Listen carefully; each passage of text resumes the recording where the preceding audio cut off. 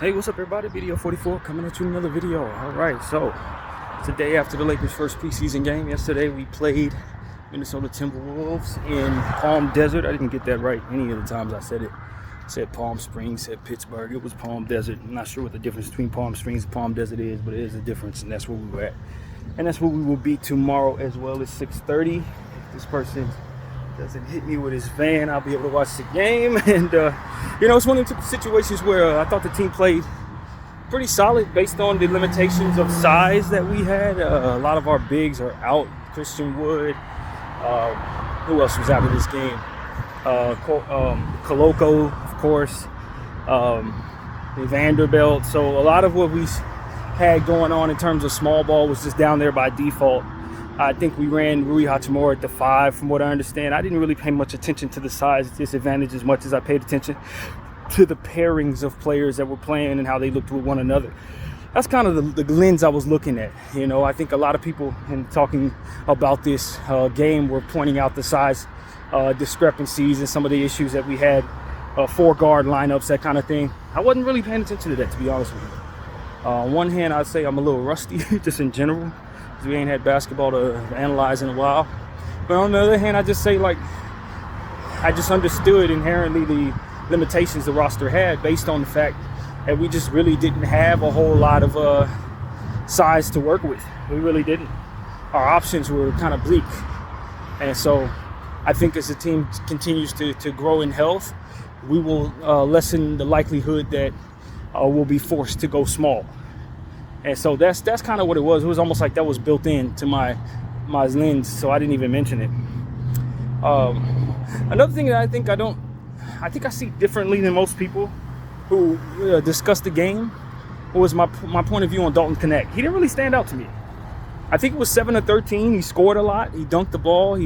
But some of the threes that I expected him to make, he didn't make. Shots either make or miss. But I didn't think he had a particularly great game. 5 turnovers, led the team in turnovers. I didn't think he balled out like that. I thought he looked solid. It wasn't like he had a terrible game, but I think a lot of people point out, oh, Dalton Knecht showed me something there. I guess it's because I already feel like I know what he can do. That wasn't a standout performance for me. It wasn't. I think that a lot of people who don't know what he can do were surprised to see how explosive he was. Surprised to see how talented he is shooting the ball. I'm not. What I need Dalton to do is, within his good scoring games, make sure that what he's doing contributes to help on the defensive end, which I saw glimpses of yesterday, rebounding the ball, which is important for him, and ultimately just having good plus minuses. What I don't love to see is games like this, and I'm not talking about just from Dalton, I'm talking about from anybody, scorers particularly though. 14 points, 1 assist, 1 rebound, 1 steal, minus 15 or minus 60. I hate those games. Now, he contributed more in the box score. I'm not telling you that's what he did. I'm just telling you that from a scoring standpoint, a lot of what people love when they say, oh, he played well, they're thinking about the scoring. How much did he score? How did he score? But my thing is, how much did he contribute to all aspects of the game that he can affect with his talent? And did it find itself being empty stats, or did it find itself being contributing factors to winning? And sometimes players who score don't actually contribute to winning. It's a lot of empty stats. And I thought some of his minutes were empty last night. He's scoring, but it was a lot of bad stuff going on while he was on the floor, and some of it was him turning the ball over or being a part of turnover situations. Now, as I mentioned, turnovers yesterday, a lot of those had to do with misreads. I didn't think they were just him bumbling, fumbling. I thought there was more so a lot of stuff that we were trying to do based on things we may have been worked on in practice and them just not executing them very well because it's still early. I think a lot of those turnovers were what we saw from Dalton Knecht. But his scoring was okay. I thought he was pretty good, hitting 7 shots. I guess because I have it worked into my equation that he's going to do that anyway, I expect for him to be one of the most lethal scorers we have on this team, one of the most talented scorers we have on the team. So him going 7 for 13 is solid. That's good shooting, but that's not that's not an indicator of whether or not he's playing well in my mind. It's not. And so I guess it's because my standards for his scoring and my belief in his talent scoring the ball is already in the cosmos. So I don't know. I just didn't think he played great yesterday. I thought he was aggressive. I thought he scored well. But I expect for him to roll out of bed and get 20 points. I really do. I don't think that's an indicator of whether he's balling. I think that's just his talent. And so for me, there were times in the game where I looked at his stats. I saw like 14 points and a minus 14. I need that to not be. I don't like empty scores. And while I definitely do not think he's that, I thought he showed more of that yesterday than I'm going to be happy with, pretty much, is what I'll say. So for a lot of people, it's like, oh, did he score? Yeah, he scored. Oh, my God. I'm not moved by that, dude. I actually am more impressed with Jalen Hood-Schifino's 6 assists and no turnovers than I was with Dalton Knecht scoring. I was. Because I expect less from Jalen Hood-Schifino as it pertains to his turnovers. I expect for him to turn the ball over regularly, especially since he's going to be a connective piece that looks to make passes regularly. You would expect players like that to turn the ball over just off of default. And the fact that he had no turnovers in his first preseason game of the season, when your expectations are so low, I thought was so much more impressive if I'm trying to compare the two. So it's like, that's where I was coming from. I just think a lot of people don't know what Dalton can do. So they're going to be very surprised when he does the things that he's known to do. He's going to be known for doing. But just the same, it's just like anything else. If you're doing all of this great on one end and it doesn't contribute to anything good happening on the floor other than the score going up on your side, you still end up losing. You know, you're down 14 with him on the floor because he's not playing defense or whatever the case may be. I think that's a problem. I don't look at that as a plus. But people who are looking for baskets in the game of basketball as an indicator of whether or not somebody's playing well are always going to look at stuff like that and say, he's playing great. No, he's not playing great. He's only scoring the ball. You know what I mean? He'd be playing great if he gets some defensive stops, makes some assists happen, rebound the ball more. You know what I'm saying? Then his plus minus goes up and he's more a contributor to the good that goes on the floor while he's down there. You see what I'm saying? And you look at people who say, oh, Bronny James had a bad game. Bronny James had 3 blocks. He led the team in blocks. It's one of the most difficult stats to accomplish, especially if you're only 6'1". And a lot of those blocks he had were chase down blocks. 2 out of 3, I think, were chase down blocks. And if people want to run around saying bad things about him because he didn't score, it's like, y'all don't know the game. To be honest with you. A lot of the people who are judging Bronny, either they don't know the game that well to really know what to critique and how best to critique it, or they're clout chasing, which is what half of them are doing. I saw a publication yesterday. They compared Rob Dillingham's stats to Bronny James. Bronny James is the 58th pick in the draft. Rob Dillingham was like the 7th or 8th pick in the draft. There's a vast difference between what you would expect them both to be able to do. To put their stats together, stack them on top of each other, in the first preseason of both of their rookie seasons, I thought that was garbage. That's absolute garbage. A publication like that gets no respect here. You see what I'm saying? No respect here. You call yourself a basketball publication and that's what you're doing? Not to mention that you're not giving people context in regards to whether or not the player played well based on the stats that he provided in the areas that are most rare to get. 3 blocks for a point guard at 6'1"? And you don't see that as a good thing, but you're real excited about him pure scoring the ball. Like, it's just stupid shit, man. And that's where I come from when it comes to that. I did not like how they addressed this promotion of yesterday's game in general.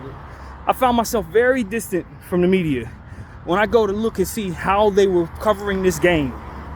And the first thing I see is Bronny's stats and Bronny's blocks highlights. It's like, yo, that was not what this game was about at all. But if that's what we're going to do all season, believe me, I'm not going to be giving y'all no hits. All of you publications that call yourself real basketball publications, I don't want to see any of that from y'all this year. I'm growing out of that.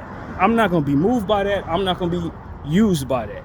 I'm not going to let y'all control my mind as it pertains to ignoring what I understand about the sport of basketball so that y'all can draw attention to yourselves by either bashing the hell out of Bronny James or lifting him up so high to make people sick of Bronny James only for you to drop him. That's all y'all about anyway. The clout chase in sports is irritating at this point for me. And I want everybody and their grandmama to know that. I'm not amused by that. I think it's corny. I think it's played out. I think it's outdated. I think it's lazy. And I think if we're not teaching people how to view the game in a way that allows for them to sound intelligent when they speak amongst their peers in the barbershop, then we are a nuisance to the sport of basketball, and we're a nuisance to the promotion of basketball. I really believe that. We need to get these clout-chasing, non-basketball minds who only want to draw attention to themselves by pinning two people against each other or propping up somebody to tear them down. We can get them people the heck out of basketball. I really believe that. And I think that's what the path that we're on right now, seeing that at the start of this season. There was so much to talk about in regards to Max Christie. Gabe Vincent had a really good game.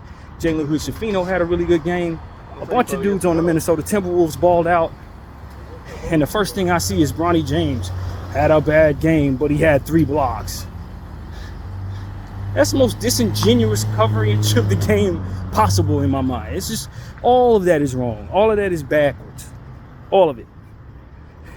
And then you see the bots in the comment section / the fans that are not really intelligent and or biased because of reasons that are just ridiculous in a lot of cases. They're like, oh, Dalton Knecht played better than Bronny James. Look at it. It's like that atmosphere that is stirred up by clout chasers and big media. I'm over that, man. I'm trying to be a solution to that. We're talking about what we see, not what we think is going to draw attention to us. Not what's going to stir people up to be all outraged or have unnecessary hate. You see it in the WNBA more than any of them. Caitlin Clark versus what's the young lady's name? I can't think of her name right now. But it's like they stir up the race hate. You know what I mean? It's irritating. It's problematic. It's toxic. It's low frequency. It's immature. Honestly, that's how I feel about that. And I see that that's exactly what they're going to do. They're going to use that formula to do the same thing to Bronny James and Dalton Knecht on a lesser level. I see that coming. They're going to Caitlin Clark us to death with Dalton Knecht. And I'm letting y'all know, I see it coming. And I as a Laker talking head, I'm going to do everything I can to shame each and every one of y'all who do that. Just want you to know that. So that's what's on my mind, man. I just hated what I saw in terms of the coverage. Every other click was something that didn't have anything to do with breaking down the game as I saw it anyway. Just clout chasing and race stirring and a bunch of stuff like that I'm just not going to do on this channel.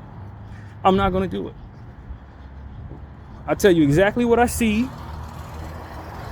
And if I hear from someone who made me understand that I missed something, I'll bring that to you. You know what I'm saying? I missed that. I wasn't paying attention to that. I have no problem telling you guys that I was looking at it through a certain lens and missed something. Always looking to clarify. I make mistakes. But if you come in here to see me do all that, what is normal in modern sports, you ain't come to the right place, man. That's not how I get down. In fact, I can't stand that stuff, to be honest with you. I resent that I spent so much time in my youth allowing my opinions to be formed by that garbage. You know what I mean? I resent it. I think it was toxic. I think it was purposefully looking to make people unhappy with people that they wanted to argue with in regards to the game. It ain't necessary to be angry at people over race and stuff like that. It's based on sports. That's evil. Let's just be honest. It's just a wickedness. That's what that is. So, yeah, man. Moving on from that. At the end of the day, I'm very happy the Lakers are back. Very happy the Lakers are back. And, you know, I'm excited about every player on this team for the most part. Certain guys, I think we can upgrade in some areas to make our team overall better. As I said last night, I definitely think the Minnesota Timberwolves are they have more talent in more diversified areas. I think a lot of what our talent class is based on is our core being so valuable. If you were to trade your core for 3 and 4 guys, then you'll have more of a diversified lineup like what Minnesota has. See, that kind of thing. Most of your talent is wrapped up in them 2 dudes. But we've done a good job of finding some pieces that can really help us as well. And I think we can continue to tweak a little bit, especially if we can get more out of some of the guys who are there. I didn't think Jackson Hayes played as bad as the consensus did. Maybe I missed some stuff, but I thought he was driving at the rim very well. I remember a key circumstance where he got a deflection. If I'm not mistaken, he hit his free throws. About 7 boards or something like that. I thought he was a standout in the first half.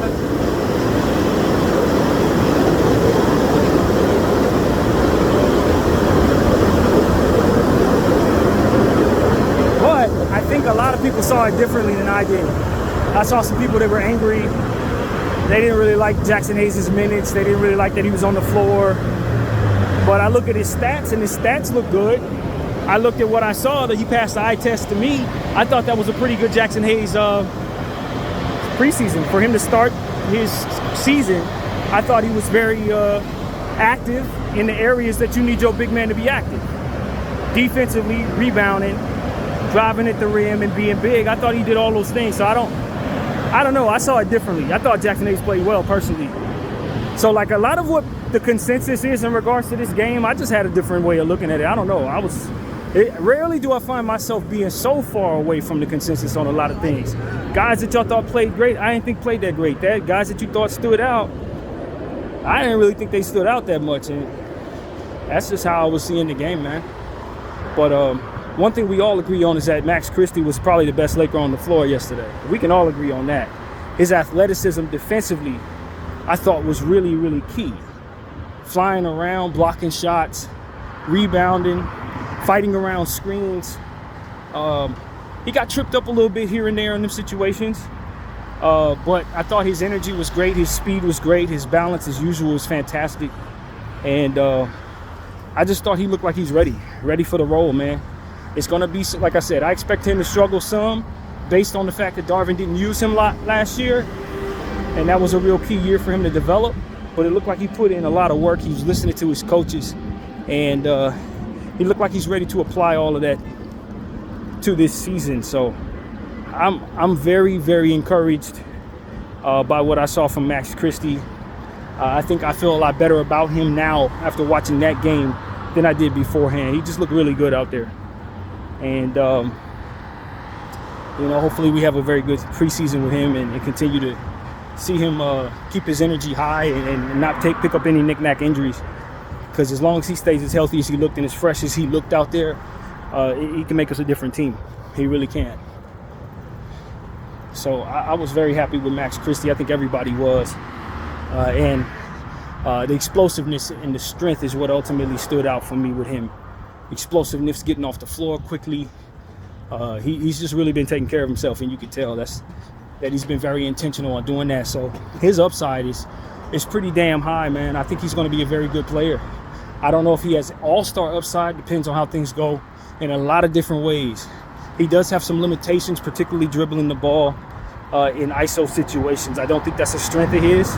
And, of course, passing the rock we've talked about a lot. You saw a pass yesterday. We did a bounce pass. It didn't actually turn into a turnover, but the player had to adjust himself drastically to get to it. That's a weakness of his as well. But just about every other aspect of the game, I think he has the strength. I really like how his jump shot looked. Had a lot of air underneath that thing. The first shot that he took really switched. After that, it didn't fall, but it looked good, leaving his hands in all of those situations. So I think his jump shot's more likely to fall than not. He's getting stronger driving at the rim, stuff like that. He's just going to be one of our better two-way players, man. One of our better balanced players. I really believe that. And, I think when you talk about the small forward position, I don't know if he's going to be able to run that small forward position a lot of nights. But I got to ask myself a real question about this. if I don't believe Rui Hachimura is a 3, and I have him playing out of position in order to do that position, play that role for us, am I better for having Rui play the 3 out of position, or am I better for having Max play the 3 out of position? And to be honest with you, I'm thinking that I'm going to get more out of Max playing the 3 as it pertains to him being able to keep up with fast 3s, athletic 3s. I think Rui probably give me more offensively. He's bigger and stronger, but is he that much better for playing out of position than Max will be when I already have so many holes defensively with my backcourt in Austin and D'Lo? Would I not be better for trying to see if Max can be a connective defensive 3 for us than Rui Hachimura, who's a little too bulky to be playing the 3 any damn way, and is not helping me defensively, and kind of double down on the problems that I have with that defensive issue. Now, I do like Rui defensively better than some. I think he's really good in weak side help situations. Defensively, that's where he shines for me on the defensive end. But when it comes to tracking around fast, athletic dudes, I just don't believe that that's a strength of his. He's probably better playing the 4. I don't really like him at the 5 either, because he's a little too small to be banging around with traditional 5s. Only want him going up against the 5s that ultimately are his size if other teams want to go small. So I have him rendered as a pure 4 at this point. I think I have Max more so as a pure shooting guard with the ability to move up to the small forward depending on who's playing the small forward position. So you don't really have a real small forward, to be honest with you. Dalton Knecht can be that, but for the problems that you have defensively, he is not going to help you with your backcourt defensive issues. So it's like, I think Max is probably the lesser of the two evils in that situation, in the sense that at least you know he's going to be very good at maneuvering around screens, trekking out to get to people. He's athletic and he's only getting stronger. You're probably better playing him at the 3 than you are playing Knecht at the 3 or Rui at the 3. And so that's my point of view. I don't know if I got that right. It's still early. We got a lot of data to collect, but I just feel like if I'm gonna deal with Austin Reeves and D'Lo defensively and the issues that come with that, I'd probably be best to have a good tracking defensive player at the 3 spot. And I think Max may be my best option to make that be the case. We'll be thin on our 1, 2, and 3 spots. And maybe I move Austin to the 3 since he's a little bigger than Max, depending on who's down there. But I think I want Max on the floor when D'Lo and Austin are on the floor, or somebody, if we get another player somewhere, somebody who can do what Max is able to prove he's been able to do, which is on the defensive end. So I ain't really sure, but I can tell you this. I wasn't in love with what I saw from Rui yesterday. And I think, and listening to others, they weren't either. And I think part of the problem was asking him to be a 3. I don't love it. There was a time where I said I think we should try Rui at the 3, but now I just don't love it anymore. You know what I mean? At the end of the day, just update my data. I don't really love Rui at the 3 anymore. I'm not sure I'm gonna love Max at the 3, but I think for the problems we have, you may want to give it a shot. See if that's a better way forward than asking Rui Hachimura to play the 3-ball spot next to Austin and D'Lo. So that's what I'm thinking right there, man. Not really sure. We'll give it some more looks. Hopefully JJ will put that stuff on the floor so we can have a little more understanding of what it is that we're looking at there. But in my mind's eye, I think we probably have a better shot at defending better if we opt to go Max over Rui in that situation.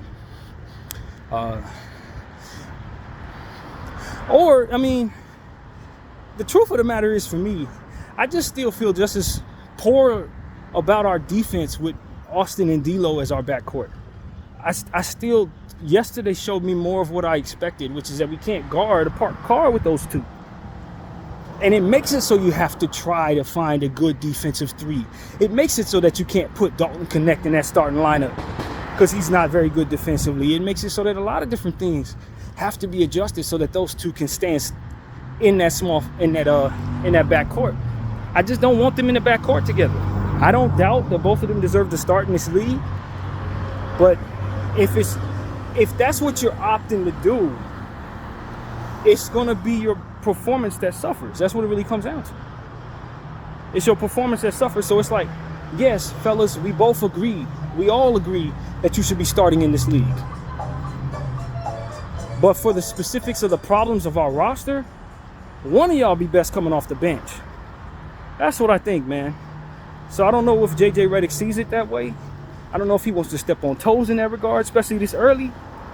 But I am in a space where I just think the easiest thing for us to do, instead of asking people to play out of position at the 3 to find defense, is to just move one of them two out of the starting lineup. Just move one of them two out of the starting lineup, man. And I really thought that way for over a year now. If we can't trade them, which we can't, move one of them out of the starting lineup. You know what I mean? And if you move them out of the starting lineup, you can still give them all the minutes in the world. You just find more responsible ways to have them on the floor with defensive players who can kind of make up for their mistakes. But having them out there together really limits what you can responsibly do for your defense. It limits it. It forces you to find solutions where the problem is really just them two being out there together. That's your problem. And that you're not able to find solutions is a secondary issue. And to our honoriness at forcing them two to play together. So that's really my thing. I think our offense can be good, but just as I said about Dalton Connect's offense yesterday, it's kind of the dynamic you're going to get. It's going to be empty. It's going to be very empty because your defense is going to suffer so much that even though you have a good offense, it ain't going to make up for it. And I think we saw a lot of that yesterday. Our offense was suffering, man. I mean, our defense was, rather.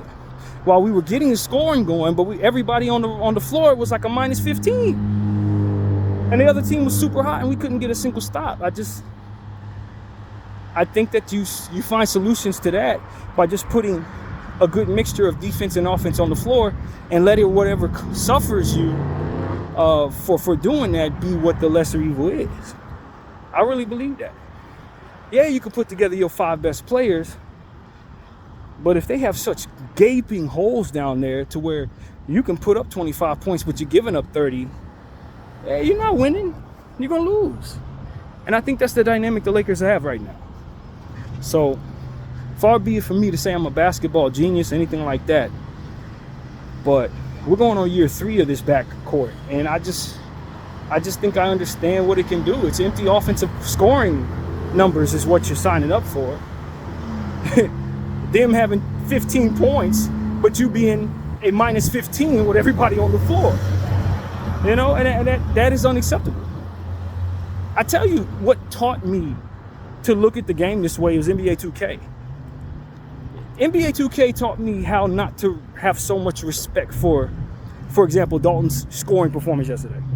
It was them, because what they end up doing in your My Career mode is docking you for small things. So even though you went 7 for 15, you still have a C- at the top because you didn't navigate screens well, because you didn't rebound the ball, because you fouled and turned the ball over. So it trained my mind to look at these things this way to where you can score all you want.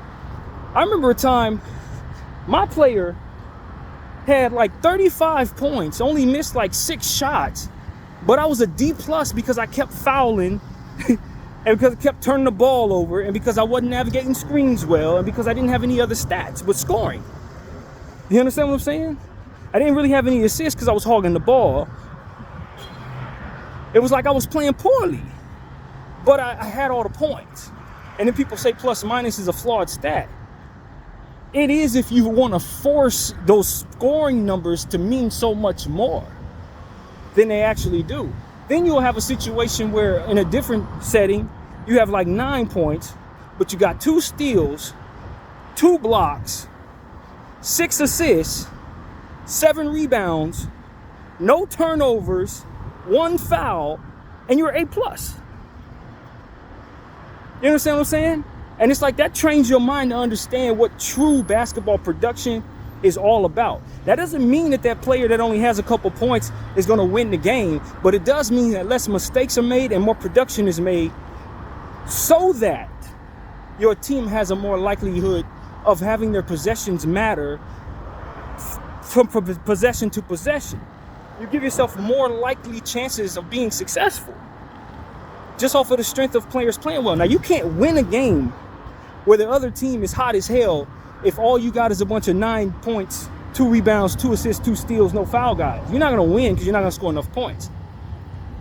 But trust me, those points are if that's the only thing you're bringing to the table and everything else you're doing is either non-productive or infractions, you're still doing just as bad as somebody who's not really doing anything at all in some ways.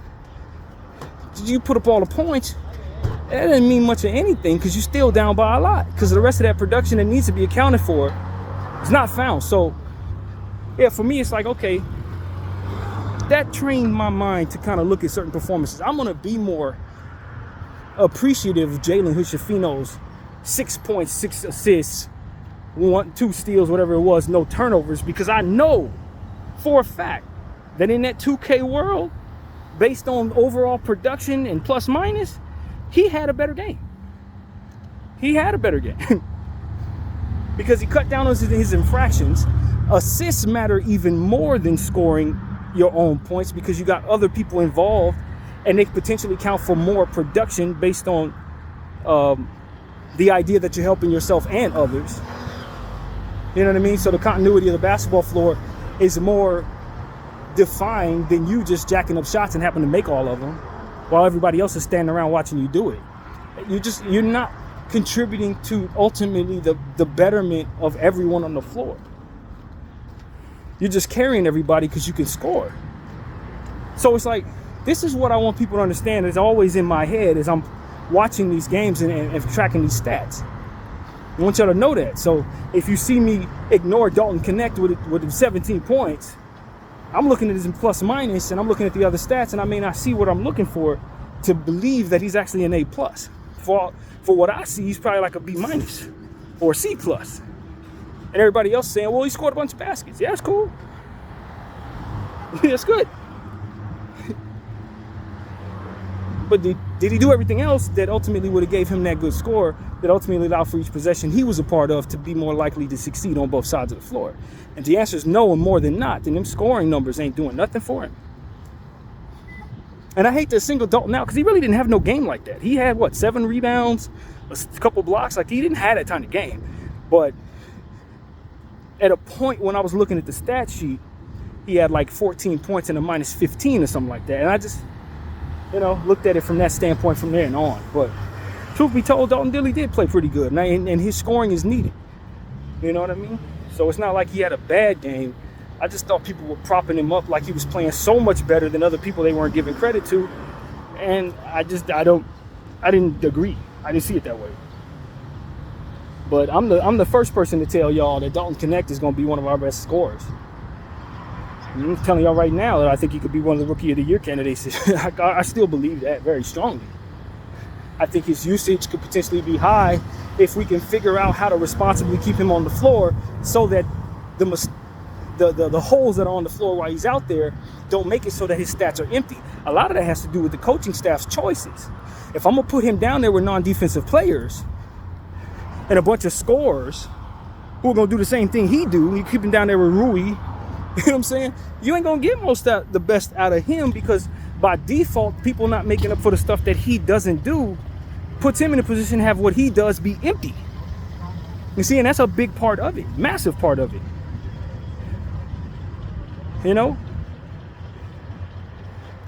It's kind of crazy when I think about it. Rest in peace, Mutombo. When you think about the team Mutombo was on with Allen Iverson was the only main scorer. Allen Iverson would jack up 40 shots, get 60 points, and it was exactly what his team needed. Because everybody else wasn't scoring. If you put Allen Iverson on a team with T-Mac, Kobe, Michael Jordan, and he's jacking up that many shots, suddenly he don't look the same. Suddenly the others have to make up what it is that he doesn't do. And the others have to concede enough for him to be his best self so that what he does looks its best.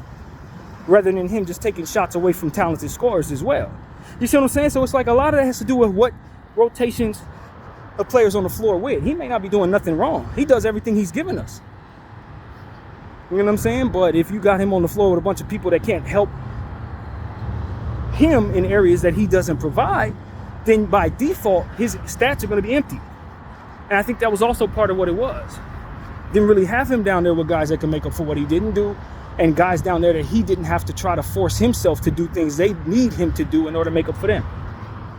And that's why it's so important that we make good decisions with this rotation, so that we're not forcing ourselves to play players into situations where their stats are going to be empty. You know what I'm saying? Because you can have a bunch of those 9 points, 9 rebound, 2 steals, 2 assist guys down there, but if you don't have a scorer, you ain't putting up enough points to stop a team that's jacking up 63s. You understand what I'm saying? So there's a lot of different ways that can go. So long as you have enough of what you need on the floor in terms of production, all playing responsibly at the same time, you're going to have a hard time beating a professional basketball team. That's what it really comes down to. So that balance, is equally as important for the players to try to do the best they can to make up for what it is they need to in order to make their team look good down there, as it is for the coaches to make sure the players aren't asked to do too much in that way. And that is why I don't like Austin and D'Lo in the backcourt together with Rui Hachimura. I don't think that provides us enough of what is reliable enough to make up for one another down there. In fact, I'm certain it doesn't. After two years of that, it don't work. So that's what I want to say. And I think that it puts a lot more emphasis on Gabe Vincent, Max Christie, and maybe to some degree a guy like Cam Reddish, who might have the right amount of talent on the defensive end to help supplement guys like Austin Reeves and Dalton Knecht on the defensive end. I don't know. A part of me thinks that what it is I believe Cam Reddish is good at may actually be more helpful for this year's unit than last year's, based on more offensive talent who need more defensive talent on the floor to balance them out. He may be more useful in the long run for this roster than maybe he was before, because of the presence of Dalton Knecht, who's just a more talented scorer than Taurean Prince. Because Taurean was a guy that kind of parks it in the corner, hits very well from the corner, but not really doing too much of nothing else. Dalton's more of a mix-it-up kind of scorer, so he can make up for more of the deficiency of Cam Reddish's offensive shortcomings in theory. He can make up for it a bit more by just having more combo stuff that he's capable of doing. So I don't know, man. I don't know when Cam Reddish is going to be back. I don't know if he's going to play better than he did last year, but I think who he is could potentially be more effective for certain lineups based on his defensive prowess. And it may not be as necessary that he scores much this year, so long as you keep those offensive players down there with him. See what I'm saying? As to where in some lineups last year, he had him down there with Vanderbilt, Taurean Prince. You know what I'm saying? He needed to score. It was required for him to score more in order for what he did to not be empty. I don't think it's required as much based on the personnel we have this year.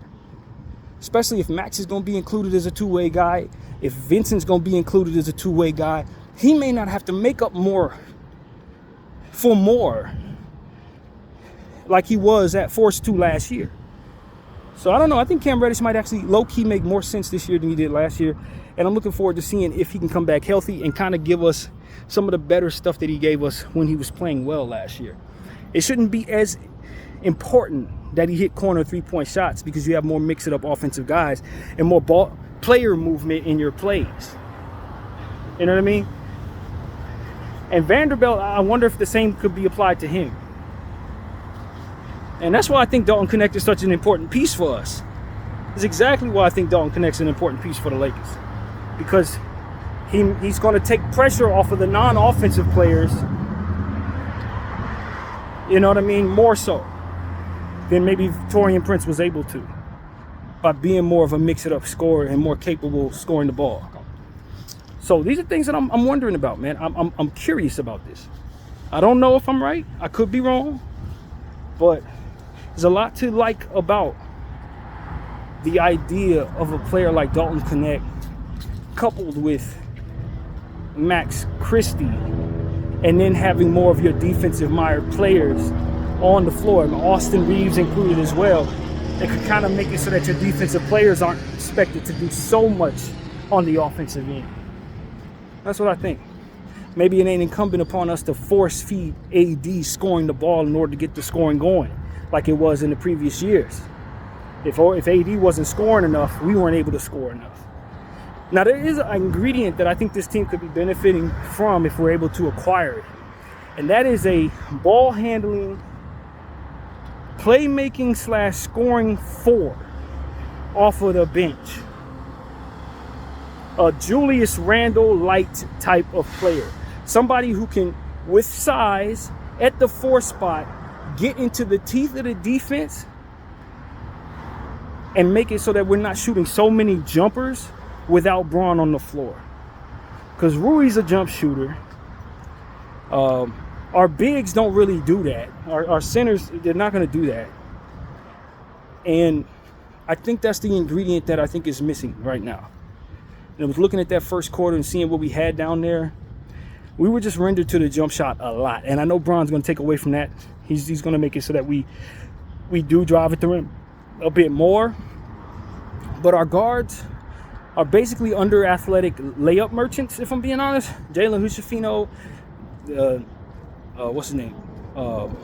D'Lo, Gabe Vincent.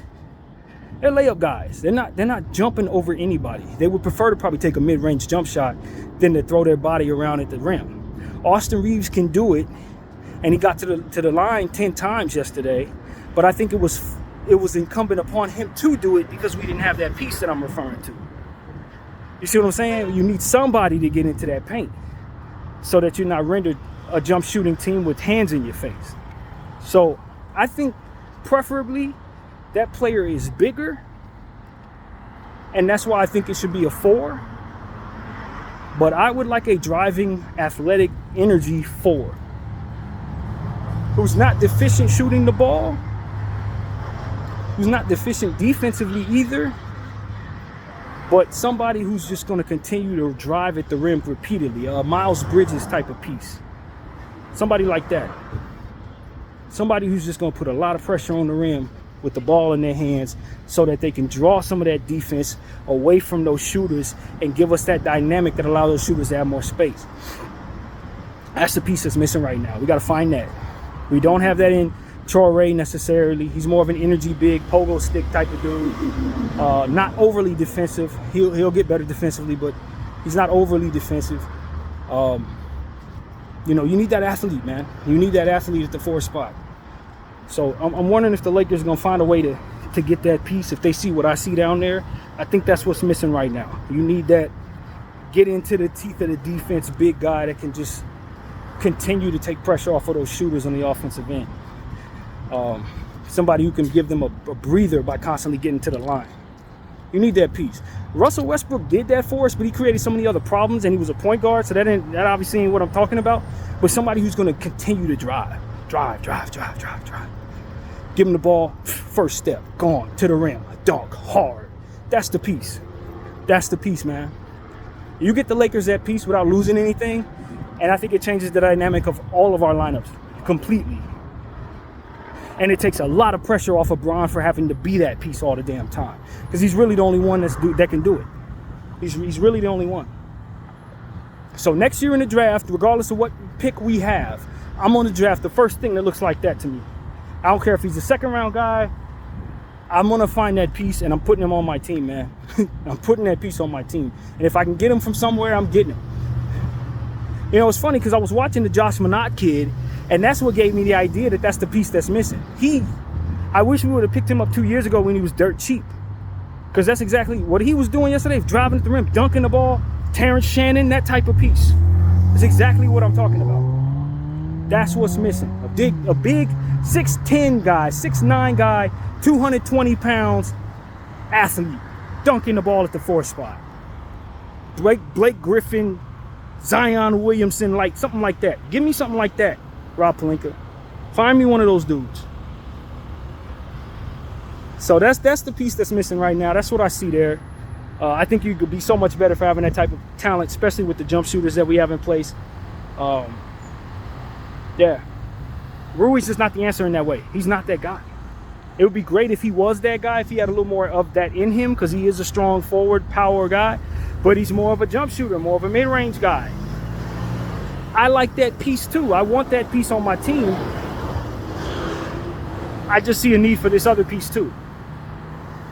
And that's what I want to make ever so clear. You get rid of Rui, and now I'm going to need the piece that Rui is. I'm not saying that you want to swap him. I'm saying that to make us exactly to what we need to be, we need all these ingredients. And that's the ingredient missing for me. So, yeah, man. I'm thinking about what can make the Lakers a winner, bro. I don't really care for being in this no man's land, Chicago Bulls-like situation where we're not really good enough, so we're just hoping everybody can get good so that we can feel great about them so we can trade them. That's kind of where we're at, to be honest with you. Some of these guys are going to get so good that we're not going to want to trade them. But in order for us to reach our ceiling, we're really going to have to move on from some of these pieces for pieces that can help us win. And I want to prepare people for that. I don't know if that'll be possible under the collective bargaining agreement. Probably not. You're not likely to make many trades at all. But, I mean, that's the goal, man, is to get Gabe Vincent and all these dudes, Jackson Hayes and all these guys, to a level that can put you in a position where you pair a couple of them together and trade them for the piece that I just described. You need that to happen. Or trade them for that big center that you need. So I know we're still talking about maybe going to Washington and grabbing Valanciunas. But I think, I put it like this. My mind is, I'm looking for the next Josh Minott. I'm looking for the guy that's on the verge of a breakout with the right situation. You know what I'm saying? While we're looking for the last guy and hoping he has anything left, I'm looking for the dude that's on somebody's bench that's not getting any minutes. 2 years from now is going to be the exact piece that you need. That is what you want. And so that's what I'm preaching, man. I'm not really interested in reaching into the past as it pertains to trying to build my team up. I'm not. No. Go get the guy that's nobody knows is really good yet. I think Portland has a couple of those dudes, man, to be honest with you. Samaki Walker's kid, I think his name is Jabari Walker. He's something like what I'm talking about there. Rafe, Duop Rafe, I believe is his name in Portland. He's another one of them type of dudes.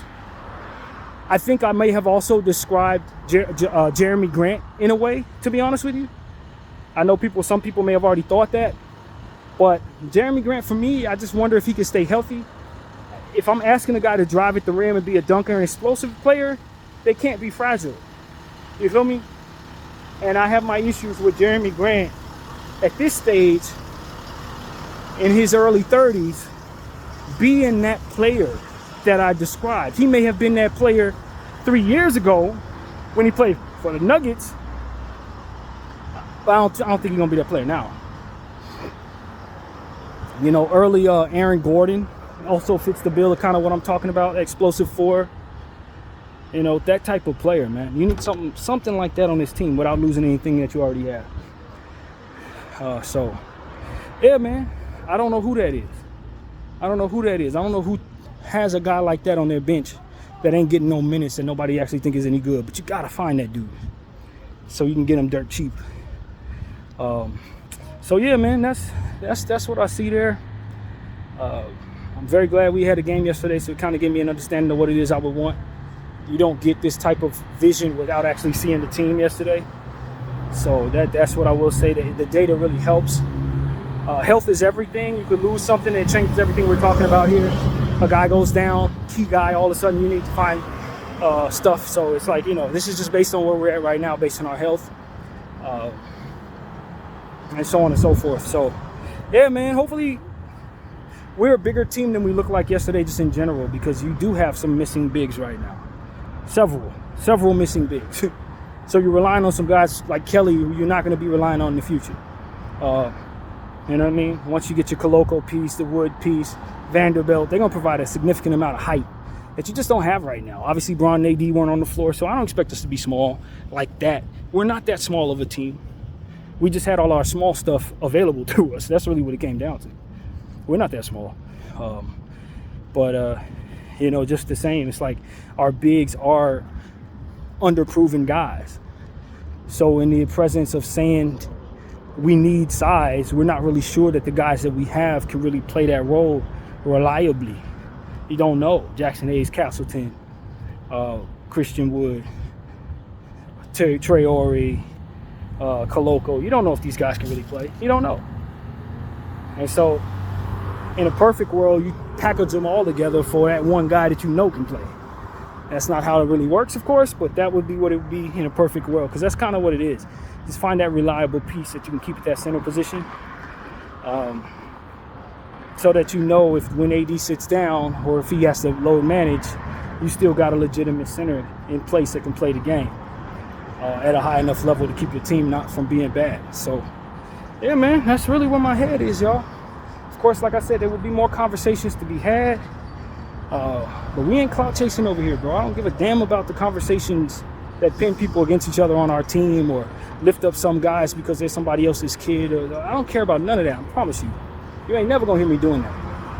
I'm the great antithesis to that. We talking about what we see, trying to break down the game to the betterment of our understanding, and trying to learn from there so we can get better at that. I'm not interested in none of that. Oh, Bronny James, the Dalton Connect did this. I don't give a damn about none of that. I hate all of that. BDL 44. I thank y'all for watching. I'm out.